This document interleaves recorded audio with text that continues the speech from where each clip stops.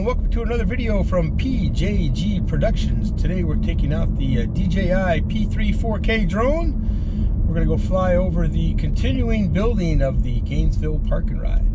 I've been filming this almost from the beginning. I missed the first couple of weeks where they started to clear out the trees. But as you can see in the past videos, I've been capturing it every now and then. Today's going to be another one of those days. They've done a lot of work since my last video, which I believe was late February of 2019. So I'm going to try to see if they'll let me park on the property and fly over there.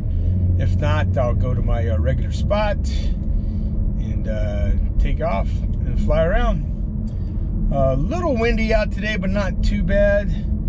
So we should be able to capture some pretty good video. It is overcast day, which actually I don't mind flying on the overcast day. I get a good balance of light. So anyhow, stay tuned, and here's the show.